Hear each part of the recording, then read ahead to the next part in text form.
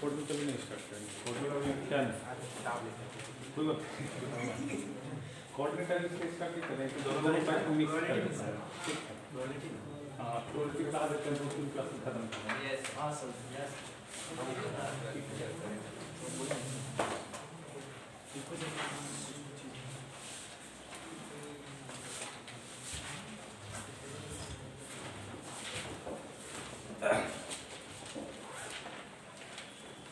Hello, आज नहीं परसों से कर देंगे क्लास। सर हाँ घर से कॉल आ रहा है, बात करते हैं। बात कर। ठीक है क्या? हेलो हेलो बेटा, देखो ये तो प्रोबेबिलिटी पढ़ाएगा, 12th क्लास करता है।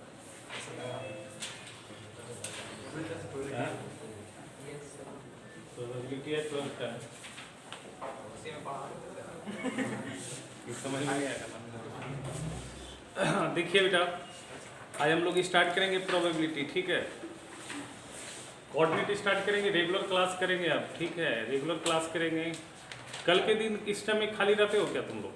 हाँ सर सब लोग यस यस टाइमिंग बता दीजिए। 7 से 8 इसी टाइम, इसी टाइम, इस समय। यस यस अच्छा एक काम, एक दिन क्लास करना, एक दिन वीडियो देखना, कोई दिक्कत नहीं क्या सिलेबस कंप्लीट करना वीडियो में से मजा नहीं आता है।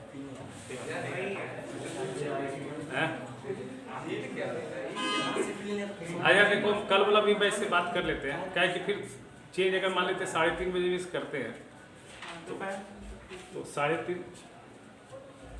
3:30 से 5 सही है, 3:30 से 5 सही है। तो कुछ लोग का ट्यूशन रहता है, तो लोग का रहता है क्या? हमारा रहता है सिर्फ सैटरडे ना, बस ना, बाकी दिन नहीं ना, तब ठीक है। ठीक है चलो ठीक। स्कूल नहीं खुला है, नहीं तो सुबह एक महीना जो है ना, एक महीना देखो, सुबह का सुबह स्कूल का क्लास करना, स्कूल का क्लास।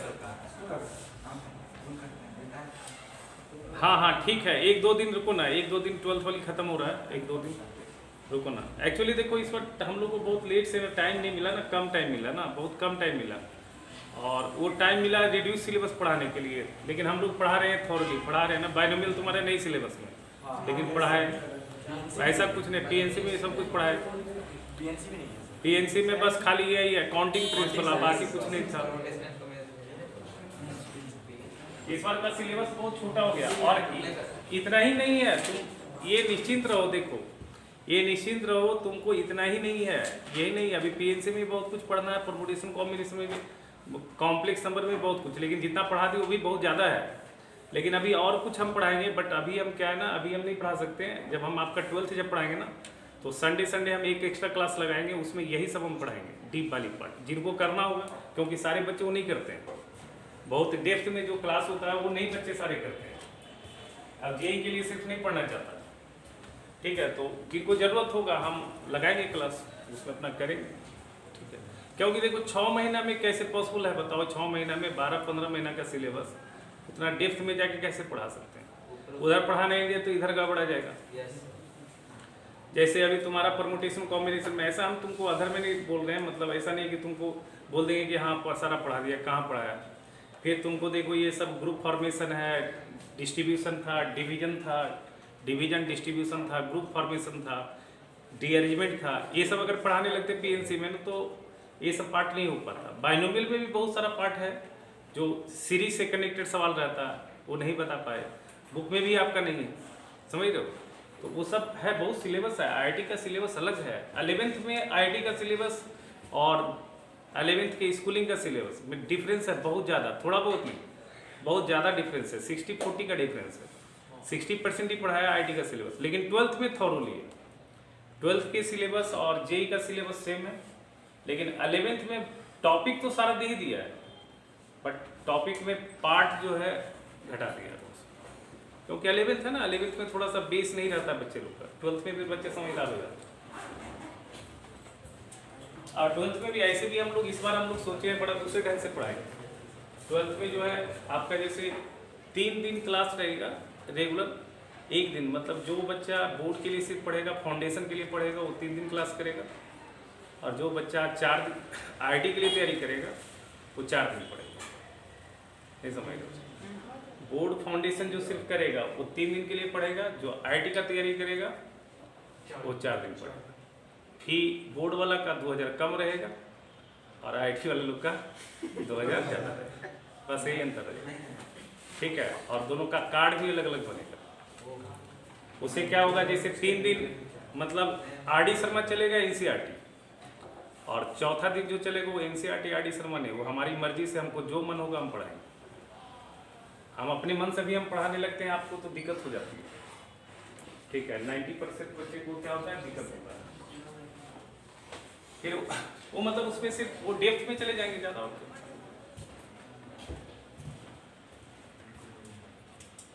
पहले अभी 11th वाला देखो, 11th में बहुत कुछ नहीं है, आपका स्कूल सिलेबस में बहुत कुछ नहीं आ रहा है। अब जैसे स्ट्रेट लाइन भी है ना, तो स्ट्रेट लाइन में एकदम जरा सा पढ़ना है, और सर्कल में भी बस डिफिनीशन पढ़ना है। इलिप्स हाइपरबोला तो हटा ही दिया लगता है, सब साफे कर दिया, एकदम थोड़ा थोड़ा डिफिनीशन पढ़ना है।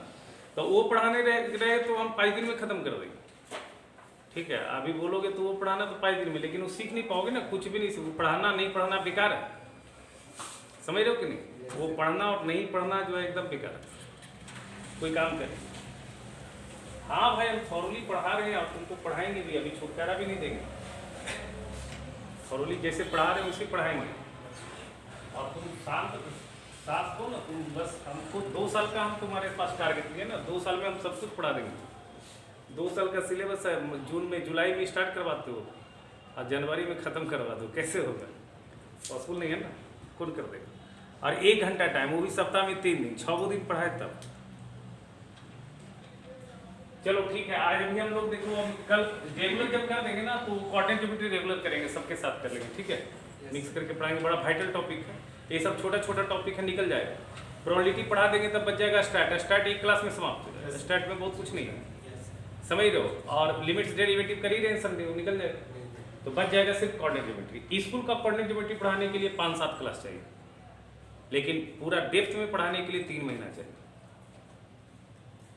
समझ रहे हो। तो बहुत अंतर है, लेकिन at least RD Sharma straight line तो अच्छे से करोगे। स्ट्रेट लाइन बहुत जड़ होता है, स्ट्रेट लाइन गड़बड़ा जाएगा तो आगे बेकार हो जाएगा, खराब हो जाएगा।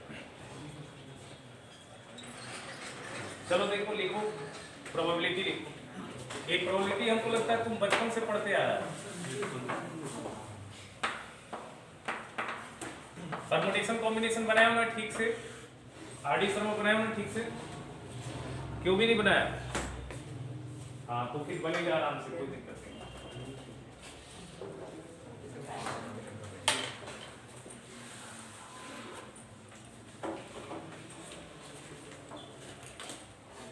प्रोबेबिलिटी लिखिए, देखिए बेटा probability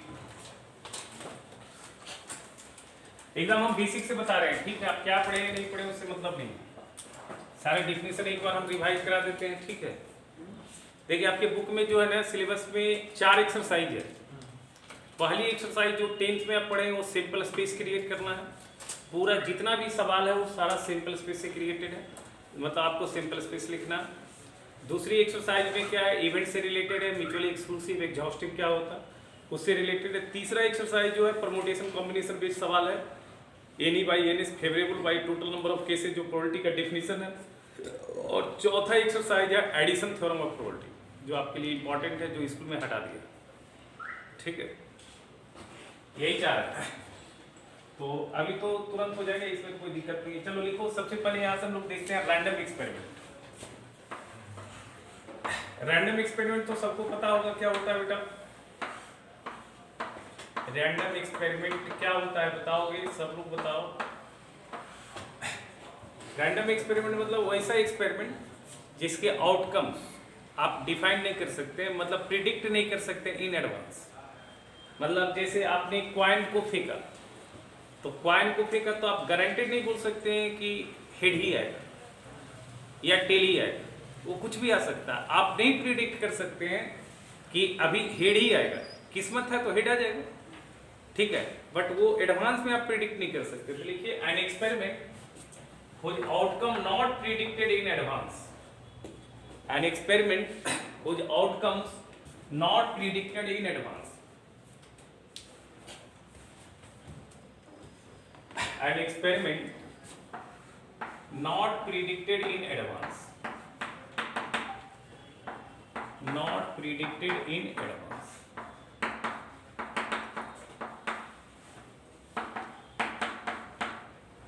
An experiment whose outcomes ना Yes, whose outcomes लिख लीजिएगा, छूट गया, whose outcomes not predicted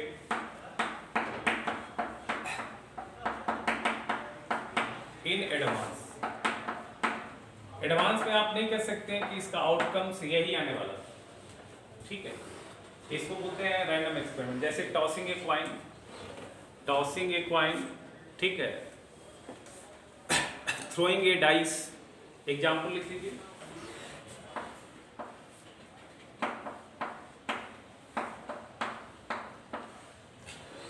example tossing A coin,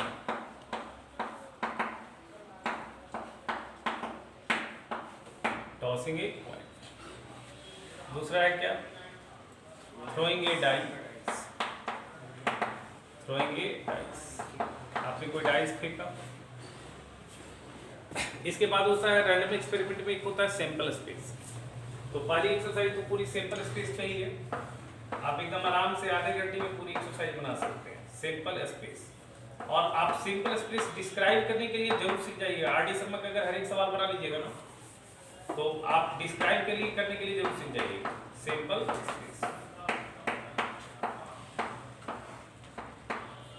sample space basically एक सेट होता है। सैंपल स्पेस क्या होता है, एक सेट होता है। सेट को हम लोग कैसे लिखते हैं, इस तरह से कर्ली ब्रैकेट में, इसके अंदर कुछ एक फोटो होता है जिसको हम एलिमेंट्स ऑफ सेट बोलते हैं। तो सैंपल स्पेस क्या होता है ना, एक सेट होता है और वो सेट का एलिमेंट होता है सारे आउटकम्स। जो आपने रैंडम एक्सपेरिमेंट किया उसमें जितने भी पॉसिबल आउटकम्स है ना, उनसे जो सेट फॉर्म होगा वो क्या होगा, sample space. That means sample space को कैसे डिफाइन कर सकते हैं, the set form by the all outcomes of A random experiment.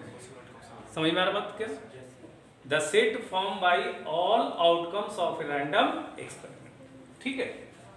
तो सैंपल स्पेस क्या हो गया बेटा, the set form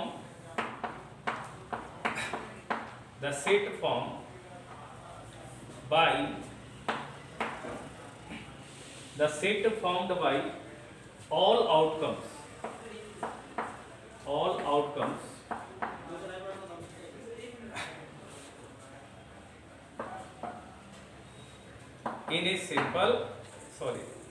in a random experiment। समझ में आ रहा ना बात। अब इसी पे कुछ एक एग्जाम्पल हम लोग देख लेते हैं।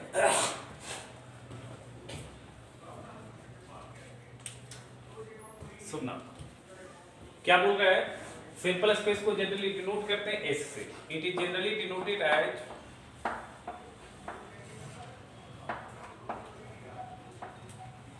Bye S, capital S. तो एस इस तरह से, और यहाँ पे कुछ एक एलिमेंट आएगा बेटा, है ना। और वो सारे एलिमेंट को हम लोग सैंपल पॉइंट भी बोलते हैं।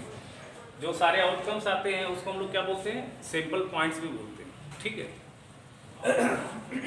तो इस तरह से आता है। जैसे एक दो एग्जाम्पल लिखो, टॉसिंग ए क्वाइन। अगर एक क्वाइन को टॉस करते हैं तो सैंपल स्पेस क्या बनेगा, या तो हेड आएगा या फिर टेल आएगा, ठीक है ना। टॉसिंग ए क्वाइन 2 टाइम्स, या बोले 2 क्वाइन को एक साथ फेंकना, दोनों का मतलब सेम ही होता है। 2 क्वाइन को एक साथ फेंकना, ठीक है। 2 सिक्के को आप एक बार उछाल रहे हैं, या एक क्वाइन को आप 2 बार टॉस कर रहे हैं। समझ में आ रहा है। ऐसे भी बोला जाता है 2 कॉइन्स थ्रोन साइमल्टेनियसली, या ऐसे भी बोला सकता है एक सिक्के को कितने बार उछाला गया, 2 टाइम्स उछाला गया। तो टॉसिंग ए क्वाइन 2 टाइम्स, टॉसिंग ए क्वाइन 2 टाइम्स, ठीक है ना बेटा। टॉसिंग ए क्वाइन 2 टाइम्स, तो क्वाइन को अगर टॉस करते हैं 2 टाइम्स तो क्या बातें होगी, या तो दोनों पे पहली बार हेड आया होगा, दूसरी बार भी हेड आया होगा, ऐसा हो सकता है ना, कॉमा। ये एक आउटकम्स हो गया, ठीक है, ये एक आउटकम्स हो गया। पहली बार हेड आया होगा, दूसरी बार टेल आया होगा, ऐसा भी हो सकता है। ये दूसरा आउटकम्स हो गया, समझ लो क्या? पहली बार टेल आया होगा, दूसरी बार हेड आया होगा, ये तीसरा आउटकम्स हो गया। समझ में आ रहा है क्या? पहली बार टेल आया होगा और दूसरी बार भी टेल आया होगा, ये आपका चौथा आउटकम्स होगा। यही टोटल 4 आउटकम्स बनेंगे और यही 4 एलिमेंट से आपका सिंपल स्पेस क्रिएट होगा। एक नोट लिख लोगे,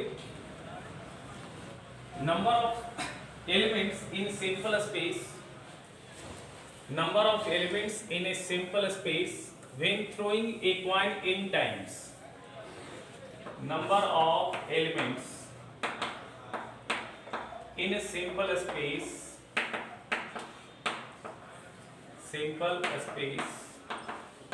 by throwing a coin n times, by throwing a coin n times, by throwing a coin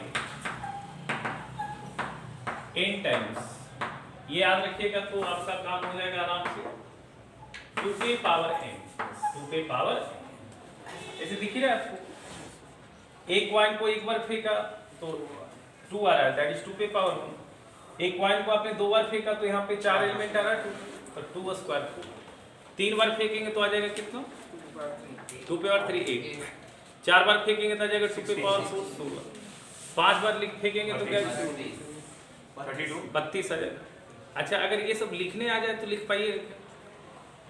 8 तो लिख लेते हैं लोग, जैसे 16 आ जाए लिखने, 32 लिखने आ जाए तो दिक्कत होता है लिखने में। सारा लिखना लिख सकते हो? देखिए, जैसे लिखिए right a simple space, write a simple space by throwing 3 coins. Write a simple space by throwing 3 coins.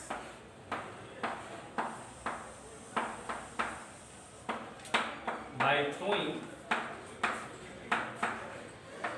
3 coins. 3 coin को जब थ्रो करेंगे तो सिंपल स्पेस क्या होगा? सब लोग लिखो अपने से, जैसे हमने यहाँ पे एलिमेंट लिखा है।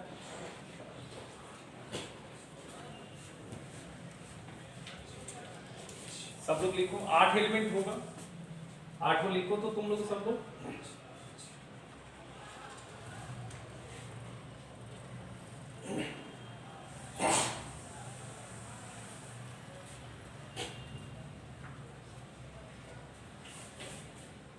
देखो, एक तुमको जबरदस्त तरीका बताते हैं। ऐसे तो बड़ा तुम लोग लिखोगे तब बड़ा दिक्कत हो जाएगा। 16 लिखने में तो तुमको नानी आ जाए, और 32 लिखना तो 9 दिया तेल जल जाएगा। पर देखो तुम कितना जल्दी लिख सकते हो।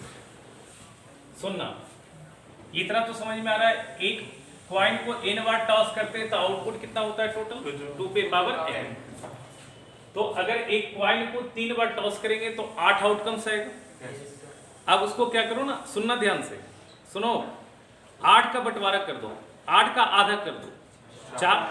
तो पहले 4 बार हेड लिखो एकदम आराम से, और फिर 4 बार टेल लिखो। इसमें कभी गलती नहीं होगी। लिख दिया? समझ आ रहा है क्या?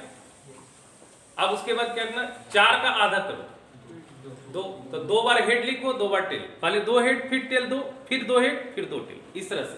और तब तक लिखते जाना जब तक खत्म ना हो जाए। Head head tell, head head tell. समझ आ रहा? अब 2 का आधा कर दो, 1 आ गया। समझ आ रहा? तो 1 हेड 1 टेल लिखते जाओ जब तक खत्म ना हो जाता। Head tail head tail, head tail head tail, हो गया क्या? 8 को देखो इस तरह से समझ लो। लिख लो इसको, यही बना लो, इस तरह से ही सिंपल स्पेस बना लो, क्या दिक्कत है? बड़ा वर्टिकल बना लो, क्या दिक्कत है? जरूरी क्या हॉरिजॉन्टल हम लिखे हैं? बोलो, हो गया? ठीक है, चलो इसी तरह से तुम 4 वाला बना लो क्या? बना लो, लिख लो। चलो write the simple space by throwing, write the simple space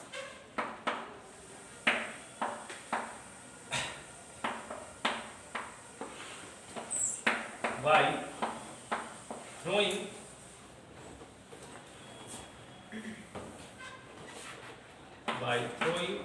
a coin 4 times, चार टाइम्स फेंका है। टोटल सिंपल स्पेस में कितने एलिमेंट होंगे? 16 लिख लो। ऐसे जरूरत नहीं पड़ता, बट कभी कभी जरूरत पड़ता है, लिखने आएगा कैसे लिखो। 16 लिख लोगे तो 32 भी लिख लोगे, 64 भी लिख लो, बस थोड़ा टाइम ले। ऐसे अरेंजमेंट तो बड़ा डिफिकल्ट है, नहीं है क्या? बताओ कैसे लिखोगे, बताओ तुम लोग बताओ। पहले 16 का आधा करो, 16 का आधा करोगे तो कितना होगा?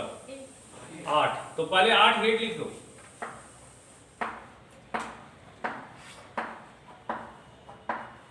8 हेड हो गया क्या? देख लो, है ना। फिर 8 टेल लिख दो।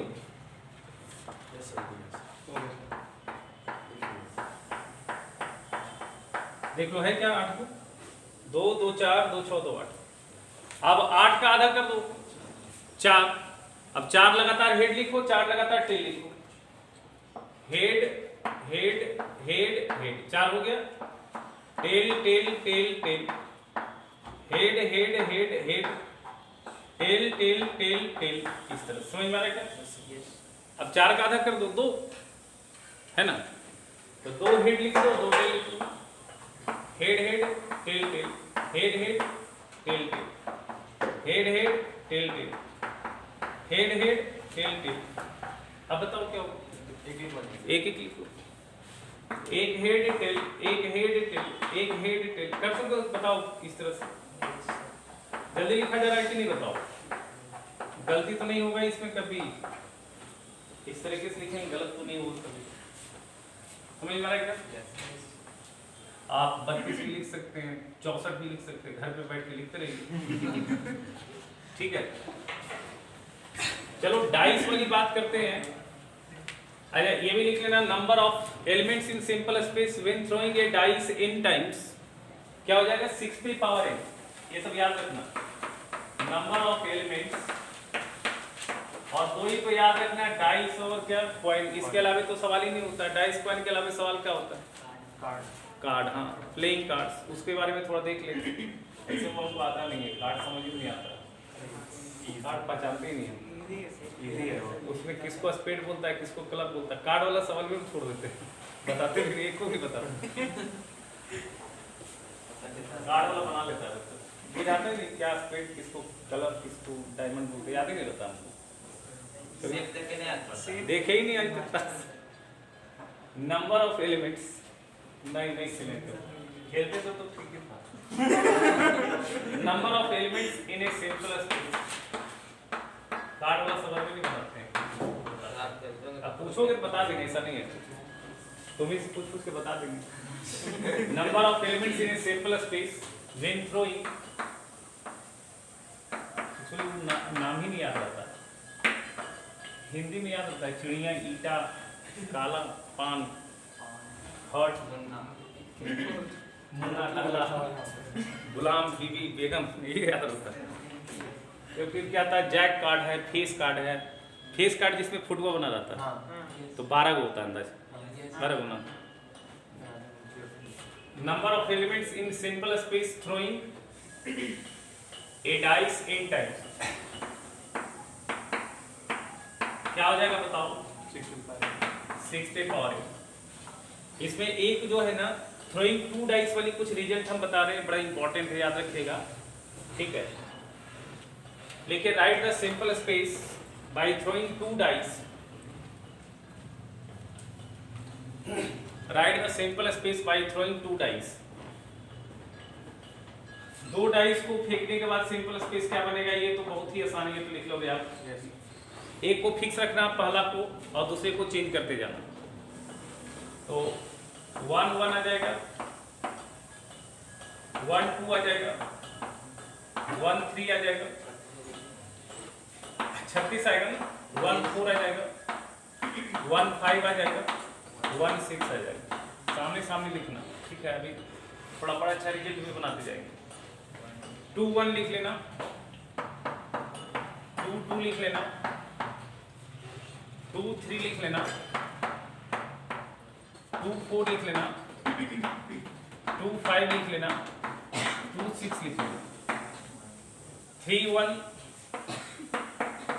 3 2 3 3 3 4 3 5 3 6। फिर कितना आ जाएगा? 4 1 4 2 4 3 4 4 4 5 4 6। फिर आ जाएगा 5 1 5 2 5 3 5 4 5 5 5 6। फिर आ जाएगा 6 1 6 2 6 3 6 4 6 5 और 6 6। ऐसा आ जाएगा क्या बोलूं? हैं? अब देखो इसमें बहुत सारी चीजें जो है ना, अच्छा किसी भी इवेंट का प्रोबेबिलिटी जानते हो ना, ऊपर होता है favourable number of cases divided by होता है टोटल नंबर ऑफ केसेस, ठीक है, एनी बाई एनएस, मतलब number of elements in event E divided by number of elements in sample space. तो देखना थोड़ा सा, देखो अगर दो डाइस को आपने एक बार फेंका तो उसपे जो दो नंबर्स आते हैं उनका सम की बात करते हैं, तो उनका सम मिनिमम क्या हो सकता है? 2 हो सकता है। सोचो एक एक दोनों पे आएगा, मैक्सिमम सम कितना हो सकता है बताएगा? 12, 6 प्लस 6 12 हो जाएगा। तो अभी हम देखते हैं सम 2 आने का प्रोबेबिलिटी कितना है। तो देखिए सम 2 आने वाला सिर्फ एक एलिमेंट है, देखिए है क्या? सम 2 आने वाला सिर्फ एक एलिमेंट, ठीक है, सम 2 आने वाला सिर्फ एक एलिमेंट। अच्छा सम 2 आने वाला तो लिख लो प्रोबेबिलिटी ऑफ सम 2, P मतलब प्रोबेबिलिटी ऑफ सम 2, सम बराबर 2 आना चाहिए।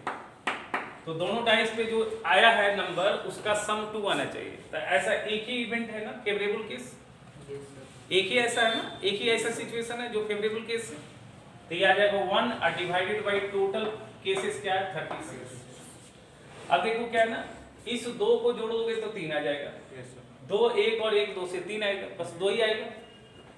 तो सम 3 बनाने के लिए क्या होता है ना, ये टेबल याद रखना बड़ा काम करता है। सम 3 के लिए क्या होता है 2/36 हो जाएगा। इसका मतलब अगर आपने सुनना, अगर आपने 2 डाइस को फेंका है तो सम 3 आने के लिए आपके पास फेवरेबल केस कितना होगा? 2 ही होगा। सम 3 आने के लिए फेवरेबल केस कितना होगा? 2 होगा। सम 4 देखा जाए 3, तो सम 4 बराबर क्या आ जाएगा? देखो सम 4 कितना आ जाएगा? 3। सम 4 आ जाएगा, देखो ये 3 1 2 2 और 1 3 है कि नहीं? तो टोटल कितना केस आ रहा है? 3 केस, तो 3/36 आ जाएगा। सम 5 की बात किया जाए बेटा, तो 5 में देखो ये आ जाएगा 4 1 3 2 2 3 1 4, 4 केसेस आ रहा है क्या? तो 4/36। सम 6 की बात किया जाए तो देखो 5 केसेस आ जाएगा 6 में, 5 1 4 2 3 3 2 4 1 5, समझ में आ रहा है क्या? तो 5 केसेस आ रहा है। और सम 7 की बात किया जाए तो 6 केसेस आ जाएगा, 6 1 2 3 4 5 6 आ रहा है क्या? अब देखो फिर रिपीट होगा, अब फिर रिपीट होगा, पीछे चलेगा, उल्टा हो जाएगा 7 के बाद। सम 8 के लिए देखो, 8 के लिए देखो 1 case 2 case 3 case 4 case 5 case, पूरा है क्या? सम 8 के लिए आ जाएगा 5 केस। ये आप भी रखोगे बड़ा काम करेगा। ये देखो ऊपर जो है ना फेवरेबल केसेस आ रहा है, ठीक है ना, ऊपर वाला वैल्यू याद रखना बस। सम 9 के लिए कितना आ रहा है बताओ? 4। इससे बड़ा सवाल पूछा जाता है। 8 लिख दिया, छोड़ो 6 9 5 आ रहा है, और 4/36। सम 10 के लिए कितना आ जाएगा बताओ? 3/36। सम 11 के लिए कितना आ जाएगा? 2/36 और सम 12 के लिए कितना आ जाएगा? 1 आ जाएगा बाई 36 आ जाएगा। क्या बोलो? Yes sir. अभी देखो कुछ समझ में आ रहा है क्या? पैटर्न यहाँ 2 है तो 1 आ रहा है, 3 है तो 2 आ रहा है, कितना इजी है। अगर सम 2 है तो 1, मतलब जितना सम है उससे 1 कम, ये 7 तक चलेगा। अब फिर पीछे रिवर्स आएगा, 12 वाला 1 के इक्विवेलेंट हो, 12 वाला 1 के, 11 वाला 10 के इक्विवेलेंट, 9 वाला 3 के इक्विवेलेंट, समझ रहे हो, और 8 वाला 4 के, बस हो गया। 8 वाला 4 ही था ना, हाँ 8 वाला 4 के इक्विवेलेंट, और 7 तो जानी लो 6 वाला है। तो तुमको क्या है, एक बस याद रखना है, और याद रखना है कि 12 वाला 1 के इक्विवेलेंट होता है, और 1 वाला सिंपल क्या है, 2 के लिए क्या है, 2 वाला के लिए क्या है 1, 3 वाला के लिए 2 आता है, 4 वाला के लिए 3 आता है। जो यहाँ पे सम चाहिए उससे 1 कम आ रहा है कि नहीं आ रहा है? आ नीचे तो 36 आ रहा है। समझ में आ रहा है क्या? इसको याद रखना। एक सेकंड।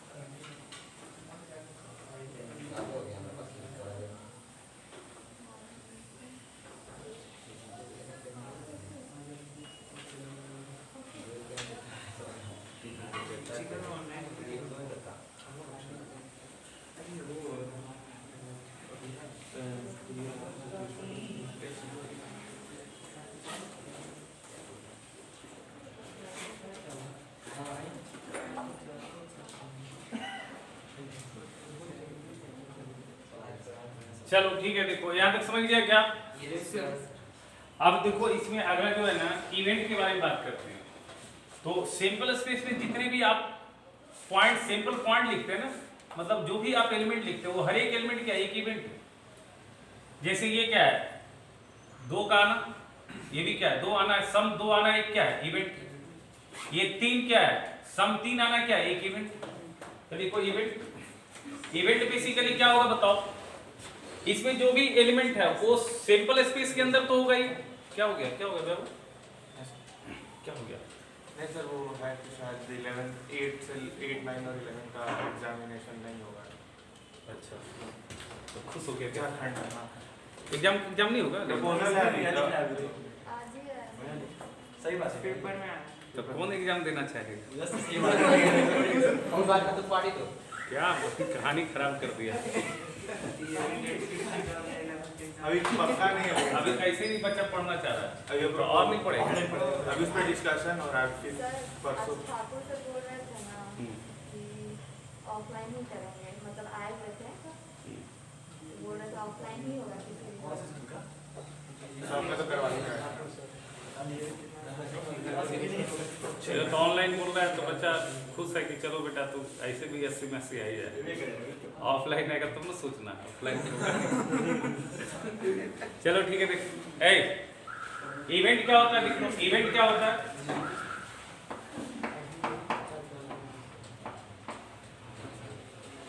आप ऐसे बोल सकते हो, इवेंट को कैसे डिफाइन कर सकते हो, हर एक सबसेट, ठीक है, सिंपल स्पेस का हर एक सबसेट, सिंपल पॉइंट मतलब हर एक सिंपल पॉइंट एक क्या होगा, इवेंट होगा क्या? इवेंट नहीं बोलेंगे, हाँ एवरी एलिमेंट ऑफ द हाँ वही बोल सकते हो।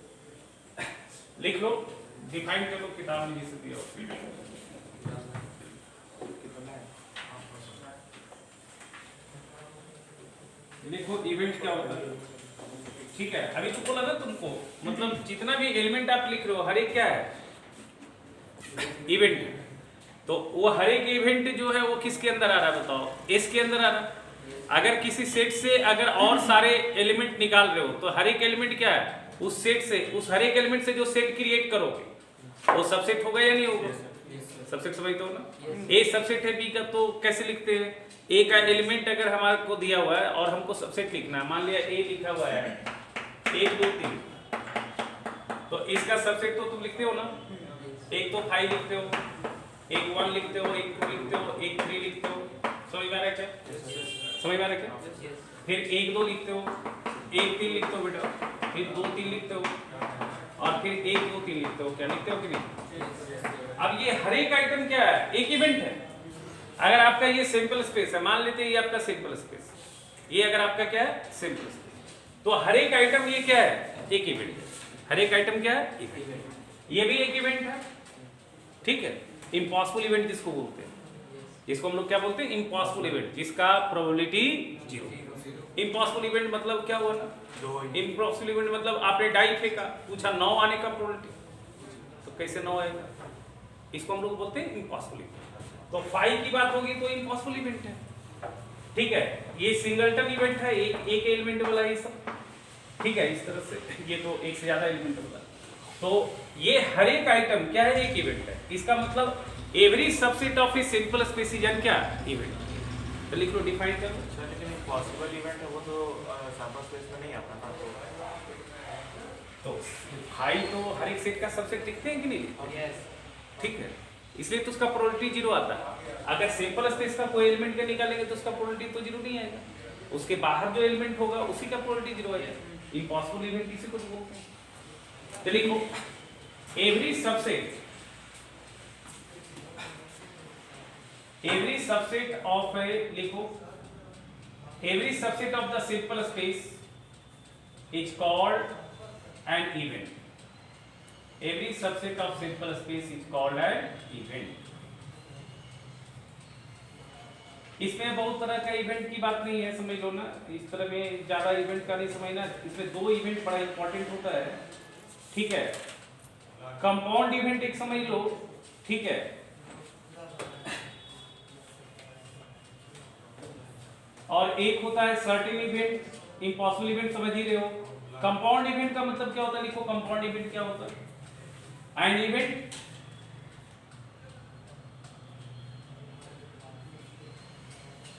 कंपाउंड इवेंट लिख लो, कंपाउंड इवेंट लिखो। An event associated with a random experiment is called compound event if it is the disjoint union of 2 or more elementary events. नहीं लिखा। An event associated with a random experiment is a compound event if it is the disjoint union. Disjoint set समझते हो, दोनों set के बीच क्या है ना, दूरी हो, ठीक है। Disjoint union of 2 or more elementary events. And event associated with a random experiment is a compound event, लिखा, if it is the disjoint union of 2 or more elementary events.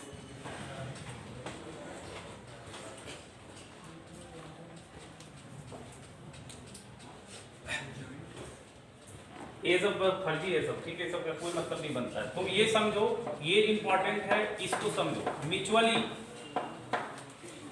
Mutually exclusive event, ये समझना है। Exclusive, ई x कैसे होता है, exclusive, exclusive, mutually exclusive event, ये समझना है। और एक होता है mutually exhaustive event. Mutually exclusive event क्या होता है, आप समझ लो, वो दो इवेंट म्यूचुअली एक्सक्लूसिव इवेंट होगा जो साइमल्टेनियस अकर नहीं करेगा। दो इवेंट अगर साथ साथ अकर नहीं कर रहा है, ठीक है, तो उसको हम लोग क्या बोलते हैं, म्यूचुअली एक्सक्लूसिव इवेंट। ऐसे भी आप कर सकते हो, सेट के फॉर्म में डिफाइन कर सकते हो। अगर दो इवेंट में कोई भी कॉमन एलिमेंट ना मिले, दो इवेंट में कोई भी कॉमन एलिमेंट ना मिले, तो उसको हम लोग क्या बोलते हैं, म्यूचुअली एक्सक्लूसिव। ठीक है, ऐसे लिख लो। देखो, let A and B two event, ऐसे लिख लो, ऐसे ही मैथमेटिकली समझ लो। Let A and B two event, ठीक है,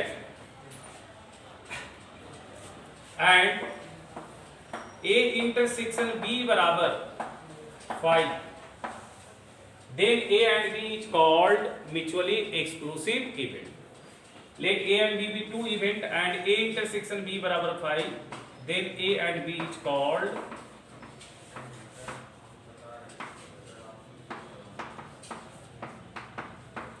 म्यूचुअली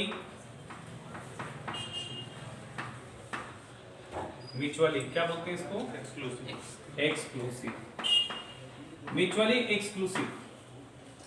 अच्छा, म्यूचुअली एक्सक्लूसिव एलिमेंट अगर इवेंट होगा तो उसका प्रोबेबिलिटी क्या होगा, 0। तो लिख लो नोट में, इफ, क्योंकि यहाँ पे तो कोई भी एलिमेंट कॉमन आ नहीं रहा है, तो फेवरेबल केस क्या हो जाएगा, 0, और divided by total number of case, तो क्या आंसर आ जाएगा, 0 आ जाएगा। तो नोट में लिख लो, if A and B mutually exclusive event, मतलब आप समझो ना, साइमल्टेनियस अकरेंस नहीं होगा, दो इवेंट का साइमल्टेनियस अकरेंस नहीं होगा। ठीक है, आप डाइस फेंको, एक पे ऑड नंबर आ गया, एक पे इवन नंबर आ गया, क्या कॉमन मिलेगा, सोचो। एक डाइस को आपने थ्रो किया, एक पे ऑड नंबर आया, ठीक है, और एक पे क्या आया, इवन नंबर आया। दो इवेंट हमने डिस्क्राइब किया, ठीक है, एक इवेंट डिस्क्राइब किया ऑड नंबर का आना, और दूसरा इवेंट डिस्क्राइब किया इवन नंबर का आना। तो क्या तुमको ऑड इवेंट में कुछ कॉमन मिलेगा क्या, ये दोनों इवेंट क्या है, म्यूचुअली एक्सक्लूसिव। ठीक है, तो लिखो, इफ ए एंड बी, इस पे हम रोज सवाल करेंगे, चिंता क्या करना। If A and B mutually exclusive event, then probability of P A intersection B क्या हो जाएगा, बताओ, 0। ठीक है, आप ऐसे समझिएगा, आप दो इवेंट को डिस्क्राइब कीजिएगा, दोनों इवेंट लिख लीजिएगा, और देखिएगा अगर दोनों के बीच कोई भी एलिमेंट कॉमन नहीं है तो वो म्यूचुअली एक्सक्लूसिव। समझ रहे हो बात को, याद रखना। अब कोई कहेगा सर 3 इवेंट, तो जब ए एंड बी में ही कॉमन नहीं है तो सी के साथ कॉमन कद्दू आएगा। ठीक है, तो म्यूचुअली एक्सक्लूसिव में बेसिकली दो ही की बात करते हैं। ठीक है, ए एंड बी देखते हैं, बी एंड सी देखते हैं, ए एंड सी देखते हैं। ठीक है, ए बी अगर म्यूचुअली एक्सक्लूसिव है तो ए बी एंड सी भी क्या हो जाएगा, म्यूचुअली एक्सक्लूसिव है। चलो ठीक है, देखो आगे। एक होता है म्यूचुअली एग्जॉस्टिव। एग्जॉस्टिव मतलब समझते हो, समाप्त हो जाना, समाप्त, खत्म हो जाना। म्यूचुअली एग्जॉस्टिव, एग्जॉस्टिव कैसे लिखते हैं, HU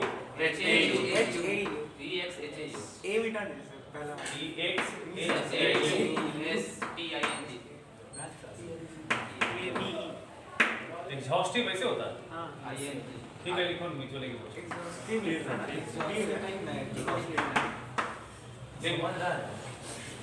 देखो, द टू और मोर इवेंट्स, देखो हम उससे लिखते नहीं, इसलिए नहीं लिखते। द टू और मोर events are said to be mutually exhaustive if two or more events are said to be mutually exhaustive, if two or more events are said to be mutually exhaustive,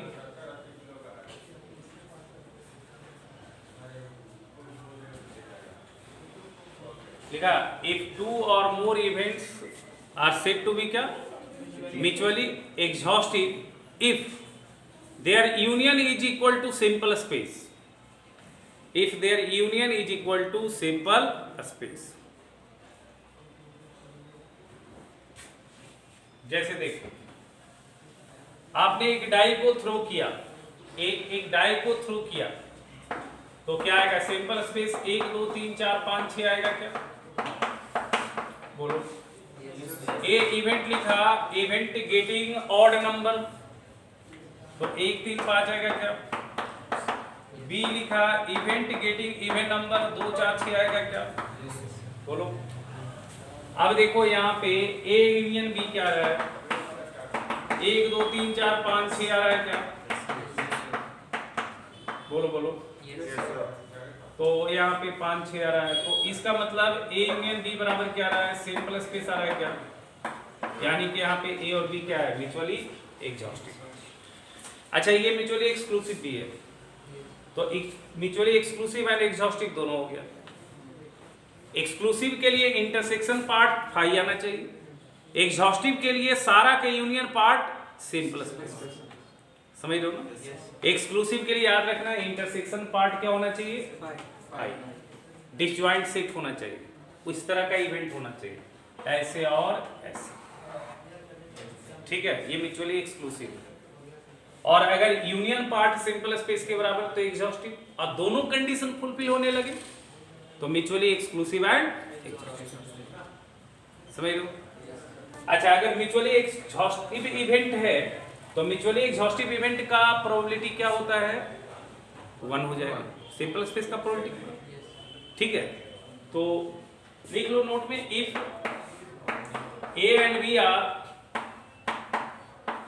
mutually exhaustive event, if A and B are mutually exhaustive event,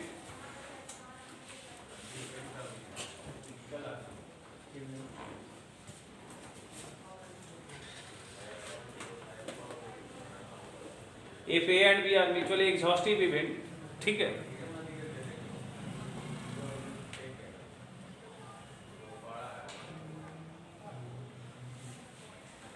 probability 1 कह सकते हैं क्या इसका? Exhaustive का union ना simple space हो रहा है,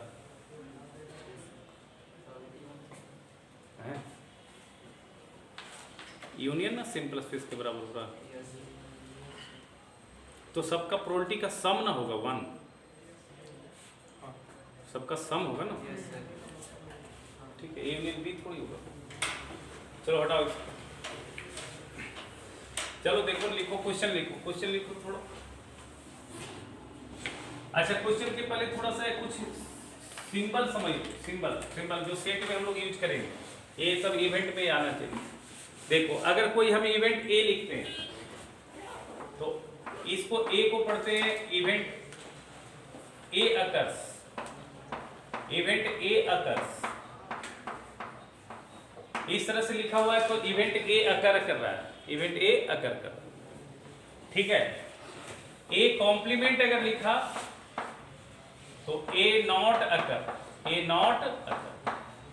ठीक है, तो ये सब इवेंट, हाँ नाम लिख रहे हैं, लिखने का तरीका से आगे दिक्कत होगा। ए कहीं लिखा हुआ है तो इसका मतलब event A occur, A complement, A not occur. ठीक है, अच्छा, किसी इवेंट का होना और किसी का ना होने का प्रोबेबिलिटी का सम क्या होता है? 1 होता है, वो तो हम बाद में देख लेंगे।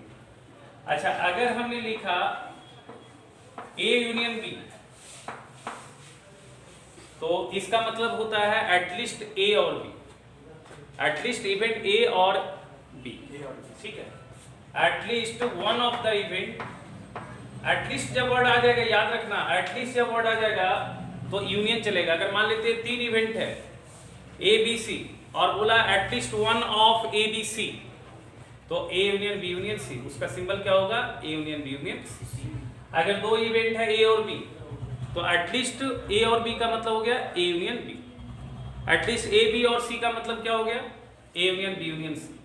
एटलीस्ट 1 मतलब 4 इवेंट है अगर ए बी सी डी तो फिर A union B union C union D, मतलब एटलीस्ट वर्ड लग जाएगा तो यूनियन का सिग्निफायर।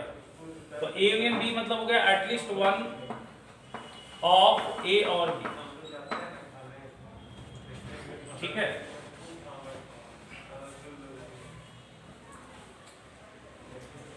अच्छा, अभी अब हम तुमको लिखने के लिए बता रहे हैं। तुम जो है इसका सिंबॉलिक फॉर्म लिखते जाओ जरा। ये तो इतना बता दिया, अब इसके हेल्प से तुम अपने से लिखो तो जरा। पहला है ओनली ए अकर्स। ओनली ए अकर्स, दो इवेंट की बात हो रही है, दो इवेंट की बात हो रही है, ठीक है, दो इवेंट की बात कर रहे हैं। अच्छा, 3 इवेंट है क्या? हाँ, 3 इवेंट लिखा है, 3 इवेंट है। देखो, let A B C B 3 events, let A B C B 3 events. 3 events हम ले रहे हैं, समझ लो ना, 3 इवेंट, एक दो इवेंट की बात नहीं कर रहे हैं, 3 इवेंट ले रहे हैं। तो ओनली ए अकर्स, इसको कैसे डिनोट कर रहे हैं? ओनली ए अकर्स, अगर ओनली ए अकर्स आया तो उसको कैसे डिनोट करेंगे? सिंबॉलिक फॉर्म सीख रहे हैं, मतलब ओनली ए अकर्स मतलब 3 इवेंट है आपके पास, ए होना चाहिए, बी नहीं होना चाहिए और सी भी नहीं होना चाहिए। ए होना चाहिए एंड बी नहीं होना चाहिए एंड सी भी नहीं होना चाहिए। तो जो नहीं होना चाहिए उसका कॉम्प्लीमेंट। तो ओनली ए अकर्स का मतलब ए होना चाहिए इंटरसेक्शन बी नहीं होना चाहिए इंटरसेक्शन सी कॉम्प्लीमेंट। समझ में आ रहा है क्या? अगर आपके पास दो ही इवेंट है ए एंड बी, तो ओनली ए अकर्स का मतलब हो गया ए इंटरसेक्शन बी कॉम्प्लीमेंट, ठीक है। अगर आपके पास 3 इवेंट ए बी सी है, तो ओनली ए अकर्स का मतलब हो गया A intersection B complement intersection C complement. Only B occurs का मतलब क्या हो जाएगा? A complement intersection B intersection C. Only C occurs का मतलब क्या हो गया? A complement intersection B complement intersection C. ये लिखने आना चाहिए आपको, तभी सवाल समझ में आएगा। लैंग्वेज नहीं समझोगे लिखो कैसे? अगला है both A and B occurs but C not occur. Both A and B occur but C not occur. बताओ क्या होगा? A and B occur and C not occur. इसको कैसे लिखोगे बताओ? सिंबॉलिक फॉर्म में क्या लिखाएगा? यूनियन नहीं, यूनियन नहीं, ए एंड बी अकर कर रहा है, सी नहीं अकर कर रहा है। That means A complement intersection, sorry, A intersection B intersection C complement. ये एडिशन थ्योरम में हम लोग यूज करेंगे। ऑल द 3 इवेंट्स अकर मतलब तीनों का इंटरसेक्शन लिखते जाओगे। ऑल द 3 इवेंट्स अकर, क्या होगा बताओ? कैसे लिखेंगे? कोई बताएगा? ए भी होना चाहिए, बी भी होना चाहिए एंड सी भी। ऑल 3 इवेंट्स अकर। अगर 2 इवेंट है ए एंड बी तो फिर होगा ए इंटरसेक्शन बी। 3 से ज्यादा आता नहीं। अगला लिखो, एटलीस्ट 1 अकर्स। एटलीस्ट 1 अकर्स मतलब अभी बताया सारे का यूनियन। एटलीस्ट 1 अकर्स, ये बड़ा इंपॉर्टेंट वर्ड है। अगर एटलीस्ट 1 अकर लिख दिया तो सारे का क्या लेना? यूनियन। ऑल अकर्स मतलब सारे का इंटरसेक्शन। समझ में आ रहा है क्या? ये आ जाएगा बेटा A union B union C. देखना ये बहुत कीवर्ड है, ये कीवर्ड है एटलीस्ट 1 अकर्स। तो उसको हम लोग लिखेंगे बेटा कैसे? A union B union C. At least 2 occur, at least 2 occur, at least 2 occur मतलब 2 अकर। एटलीस्ट 2 अकर मतलब क्या? कोई 2 अकर करेगा, तीसरा अकर नहीं करेगा, ठीक है। कोई 2 अकर करेगा, तीसरा अकर नहीं करेगा। पहला सिचुएशन ये, या एक और सिचुएशन तीनों अकर कर जाए। एटलीस्ट 2 अकर का मतलब क्या? कम से कम 2 अकर कर रहा है। तो ए एंड बी अकर कर रहा है, सी नहीं। फिर बी एंड सी अकर कर रहा है, ए नहीं। तो देखो ऐसे लिखेंगे, ए इंटरसेक्शन बी लेकिन सी नहीं, कॉम्प्लीमेंट। अब अगला अगला अगला और ये भी या और लग रहा है, तो और लग रहा है तो क्या आ जाएगा? यूनियन। तो बीच में आ जाएगा यूनियन, बीच में आ जाएगा यूनियन। अब ए नहीं अकर करेगा, बी एंड सी अकर करेगा, ऐसा। और क्या हो सकता है? यूनियन। अब जो है बी अकर ना करे और ए ना अकर करे, सी अकर करे, तो A complement intersection B complement intersection C. ये तो 2 हुआ, एटलीस्ट 2 का मतलब 2 अगर कर रहा है। दो अच्छा अच्छा अच्छा, उल्टा लिख दिया क्या इसमें? ए को दिया ए और सी को कर दिया, ए एंड बी कर दिया, B and C, A and C, ठीक है। अच्छा और क्या, तीनों अगर कर सकता है, union A intersection B intersection C, समझ में आ रहा है क्या? ऐसे लिखेंगे।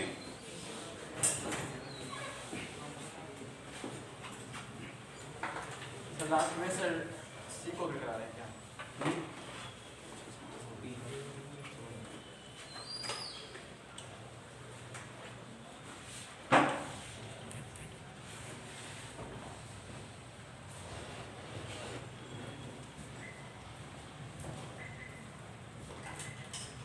इसका मतलब ये ना होगा बेटा, सही है ना? एक second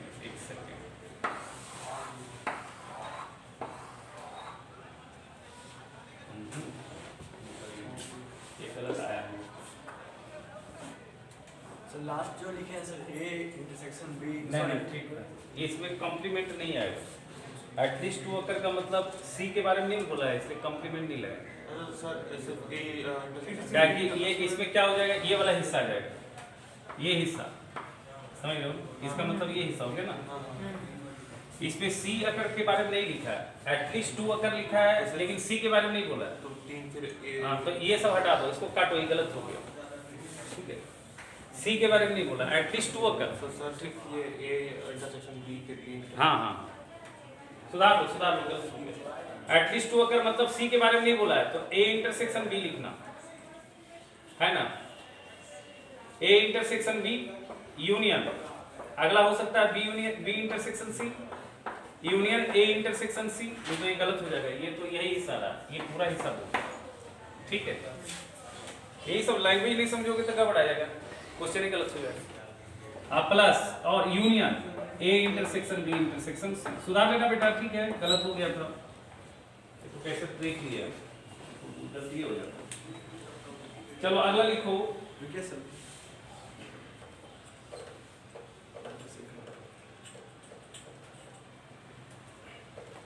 1 and no more occurs, 1 and no more occurs मतलब एक अगर करेगा बाकी 2 अकर नहीं करेगा, ये सही है।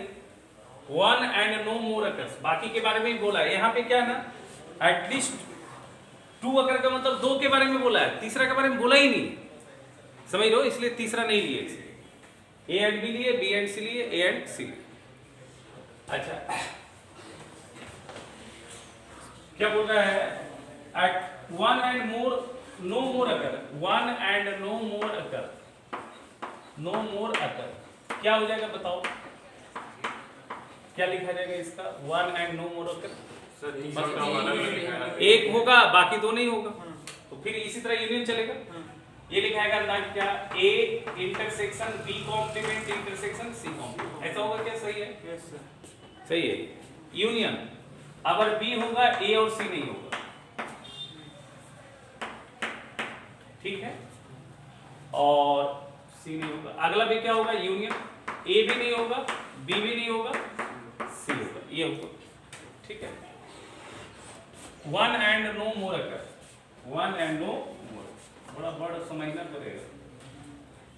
2 and no more occur मतलब क्या हो जाएगा, जस्ट उल्टा। 2 and no more occur में क्या हो जाएगा, 2 होगा तीसरा नहीं होगा, वो जो हम लोग लिखे थे ना। 2 and no more occur, 2 and no more occur, क्योंकि लैंग्वेज नहीं समझोगे ना तो फिर बड़ा दिक्कत है। अभी क्या होगा बताओ, 2 तो होगा तीसरा नहीं होगा, तो A intersection B intersection C complement union, B intersection C intersection A complement union, A intersection C intersection B complement. सही है क्या लिखा, देख लो एक बार ए पे कॉम्प्लीमेंट लगा दिया, एक बार बी पे लगा दिया,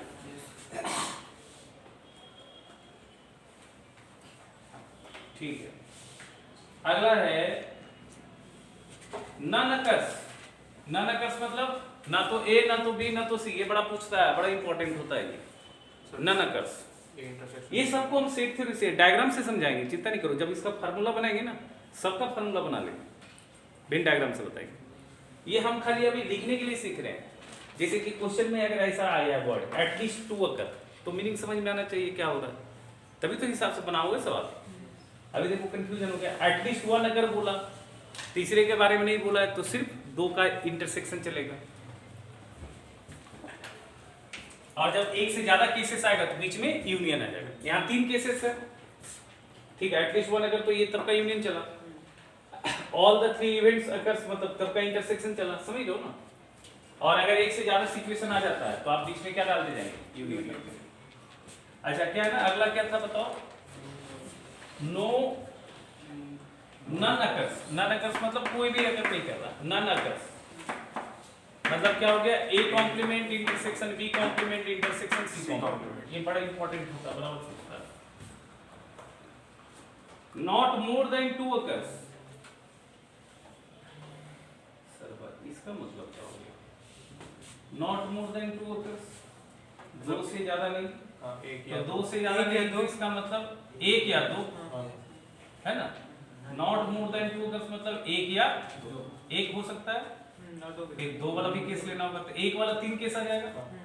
फिर यूनियन में 2 वाला भी 3 केस आ जाएगा, क्या बताओ, 2 वाला भी 3 केस आ जाएगा। देखते हैं 2 4 हाँ सही है, 6 केस कर लोगे। ये सिंबॉलिक फॉर्म है बेटा, इस पे हम लोग सवाल करेंगे डायग्राम से, इतना फार्मूला याद नहीं रख पाओगे तुम। क्वेश्चन करेंगे तो हम लोग डायग्राम, इसका जब एडिशन थ्योरम में जरूरत पड़ेगा इसे, ठीक है, अभी लास्ट एक्सरसाइज में जरूरत पड़ेगा। इसमें जैसे बोला है नॉट मोर देन 2 अकर्स, तो इसमें नॉन अकर्स भी आ सकता है sir. Not more than 2 occurs, हाँ ये वाला ना, इसमें जो कंफ्यूजन हमको हुआ था ना, जो हम लिखे थे ना, नहीं लास्ट वाला जो है ना नन अकर्स मतलब 0। नॉट मोर देन 2 अकर्स ना, एक तो वो मतलब 2 वाला हो गया, एक वाला हो गया नन अकर्स। नॉन अकर वाला वो बना वही था नन अकर्स मतलब हो गया ना, क्या लिखा जिसमें कोई भी नहीं एक आता है। मिनट कौन सा था, क्या था वो, नॉट मोर देन 2 अकर्स ना, हाँ यस सर। 2 से ज्यादा नहीं कर सकता, हाँ यस सर। तो 1 अकर कर सकता है, 2 अकर कर सकता है, हाँ और कुछ नन अकर्स और नॉन अकर्स वो भी था एक। होएगा। हाँ क्योंकि 2 से कम चाहिए हमको बस, 2 से 2 से कम कितना भी कम। हाँ। एट मोस्ट नहीं बोला है, एट मोस्ट नहीं बोला, अकर्स की बात कर रहा है, अकर्स की बात कर रहा है, एट मोस्ट की बात नहीं बोला है। एट मोस्ट 2 अकर्स होता तो वो हो जाता, एट मोस्ट और नहीं, तो इसमें दोनों अंतर नहीं किया, वो वाला केस तो नहीं दिया। एट मोस्ट मतलब क्या होता है, एट मोस्ट मतलब ज्यादा ज्यादा या उससे कम। ये बोल रहा है ना, क्या बोल रहा है, ये नॉट मोर देन 2 अकर्स, 2 से ज्यादा नहीं, मतलब अकरेंस वाली बात करना, नन अकरेंस वाली चीज नहीं लिखना। वो तो तुम बोल रहे हो तीनों नहीं अकर करेगा, तो उसमें तो तीनों नहीं अकर कर रहा है, तो इसमें कम से कम 1 अकर करना चाहिए, 1 अकर करना चाहिए या फिर 2 अकर करना, वो सिचुएशन। एट मोस्ट बोलेगा ना तो फिर हमारा वो नन वाला भी आ जाएगा। चलो ठीक है, देखो अभी क्वेश्चन लिखो थोड़ा सा, ये हम लोग इस पे म्यूचुअली एक्सक्लूसिव और एग्जॉस्टिव पे सवाल करेंगे, ठीक है। दूसरा एक्सरसाइज, पहला एक्सरसाइज बनाना है, दूसरा एक्सरसाइज अभी इस पे 2 सवाल करेंगे, समझ में आएगा। लिखो क्वेश्चन है, एमसीक्यू का सवाल है, लिखो। देखो एक इवेंट क्रिएट है, ठीक है, क्वेश्चन है an experiment involves rolling A pair of dice. क्या कर रहा है, पेयर ऑफ डाइस, डाइस को क्या किया गया है, फेंका गया है, pair of dice. Random experiment क्या है, a pair of dice to be thrown, random experiment है, a pair of dice to be thrown, लिखा। Yes sir. अब इवेंट हम लिख रहे हैं, describe the following events. Event A क्या है, द सम ग्रेटर देन 8, सुनना, the sum greater than 8, sum greater than 8, greater than 8, sum greater than 8। B event क्या है, 2 occurs on either die, 2 occurs on either die, 2 occurs on either die। इसका मतलब क्या होता है, वो टफ वर्ड होता है। 2 occurs on either die, 2 occurs on either die मतलब क्या हो गया, मतलब कोई भी एक टाइप में कोई भी एक डाई पे 2 आना चाहिए, या दोनों पे आ सकता, दोनों में भी आ सकता है। ये ना सर एक 10 बाई 36 हो जाएगा 11 प्रोबेबिलिटी नहीं पूछ रहा है, चलो आगे लिखो। सी है the sum at least 7, C है the sum at least 7, at least 7 and a multiple of 3। ये लिखना पड़ेगा, डिस्क्राइब करना पड़ेगा इवेंट आपको, मल्टीपल ऑफ 3 सारे इवेंट को लिखना पड़ेगा। ठीक है, अब सवाल है पहला, does A and B are mutually exclusive. पहला है डज, सुनो सवाल पहला, does A and B are mutually exclusive. A and B are mutually exclusive, बताओ म्यूचुअली एक्सक्लूसिव का कंडीशन क्या है? दोनों में कॉमन टर्म नहीं है, दोनों का कॉमन वैल्यू 5 होना चाहिए। तो पहले ए क्रिएट करो, ए क्रिएट करो। ए क्या कर रहा है? The sum greater than 8, sum greater than 8 मतलब 9 10 11 12, सारा 9 10 11 12। तो 9 आने के लिए, सम आने के लिए 9 कैसे आएगा? 2 7 7 2 3 6 6 3, समझ में आ रहा है क्या? अच्छा अरे क्या कर रहा हूँ सॉरी कहाँ ऊपर चले गए यार? अरे 9 डाइस पे कर रही है, कहाँ ध्यान है? चलो ठीक है, 8 आना चाहिए ना, 9 आना चाहिए। 9 आने के लिए क्या हो सकता है? 6 3 3 6 6 3 3 6। अच्छा कहाँ पे आ गए? 7 मिले नहीं और 4 5 5 4 4 5 5 4 और 9 किसी से आएगा क्या? सोचो, 9 9 आना चाहिए। तो 9 6 3 3 6 और 5 4 4 5 और तो नहीं आएगा 9। 10 किससे आएगा? 5 5 5 5 4 6 6 4 और किसी से? 10 और किसी से नहीं आएगा। ठीक है, अब क्या आना चाहिए? 11 11 आने के लिए 6 5 5 6 और तो कोई नहीं है। 6 5 5 6 लिखना पड़ेगा। और 12 आने के लिए एक ही ऑप्शन है, 6 ऑप्शन। अब सही लिखा है क्या? बोलो। बता कुछ उस तरह का डाइस ले लिए थे सपनी माँ वाला जिसमें हाथ। अच्छा देखो, जैसे जो होता है ना, ये क्वाइन भी 3 तरह का होता है। एक तो फेयर क्वाइन होता है। फेयर क्वाइन में क्या होता है? हेड और टेल आने का संभावना इक्वल होता है। एक होता है ना मतलब double headed coin. Double headed coin मतलब क्या होगा? दोनों साइड एक ही रहे, देख रहे हैं तो वहाँ पे तो प्रोबेबिलिटी श्योर हो जाएगा, 1 हो जाएगा। अब कैसे फेंकेगा? हेड है 16 वाला सिक्का जिसे, ठीक है ना, धर्मेंद्र जो फेंका था हेमा मालिनी को बचाने के समय, अभी मतलब दोनों में से एक ही बच सकता। अमिताभ बच्चन लगता था ना, अमिताभ बच्चन लगता था। हाँ, जय वीरू। और एक हो गया वेटेड कॉइन। वेटेड कॉइन क्या मतलब? एक साइड जो है ना उसका वजन भारी रहेगा, तो जिसके साइड वजन भारी रहेगा उसका प्रोबेबिलिटी आने का संभावना क्या होगा? ज्यादा होगी। समझ रहे? तो जैसे जो इंडिया पाकिस्तान या मैच जो होता है उसमें जो टॉस होता है वो किससे होता है?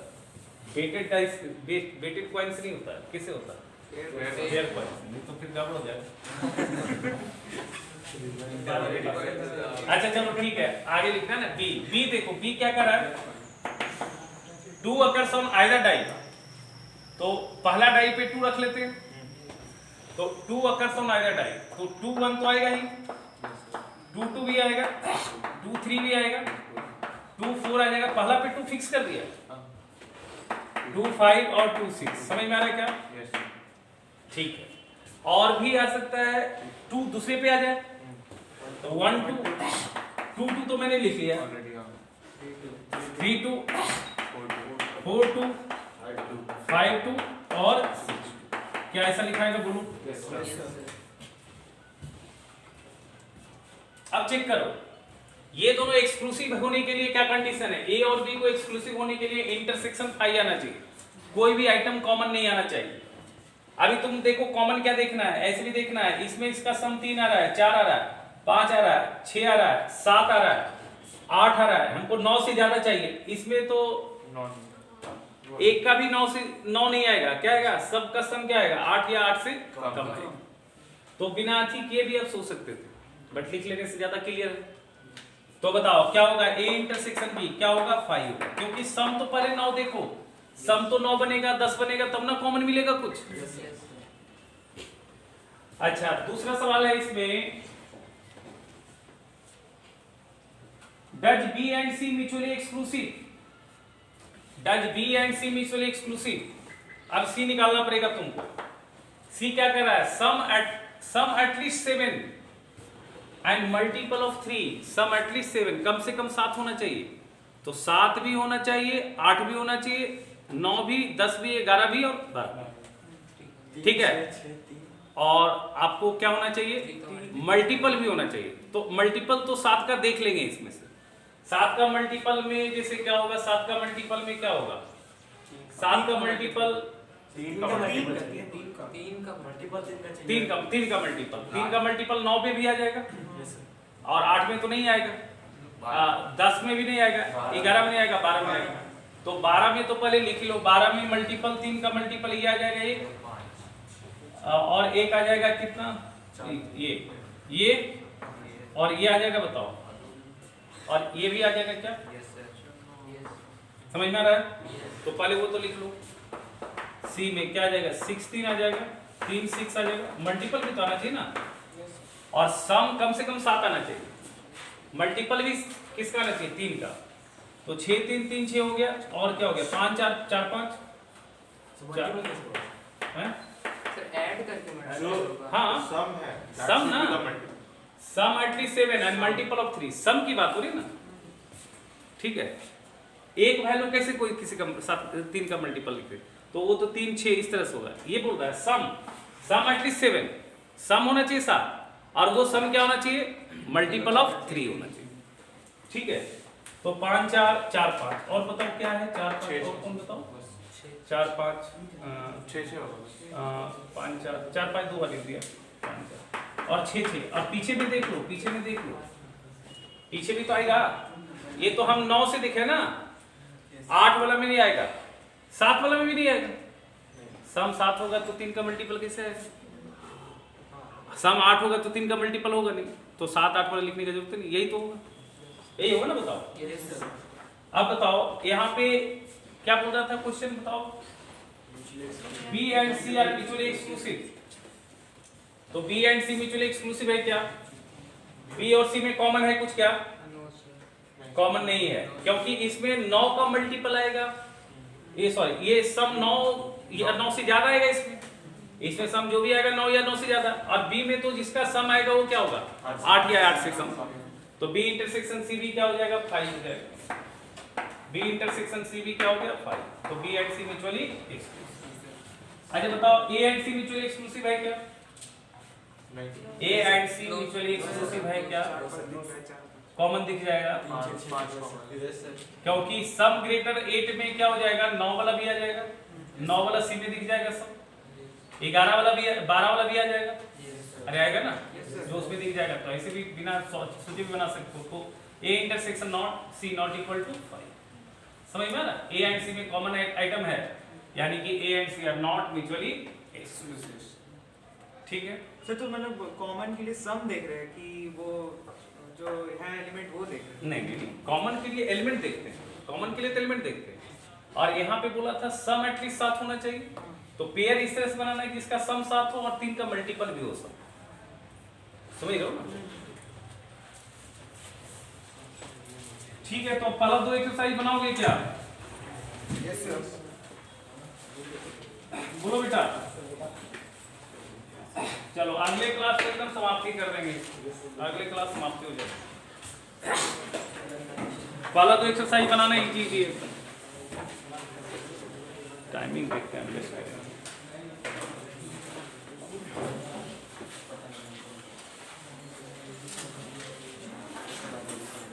आज ही आज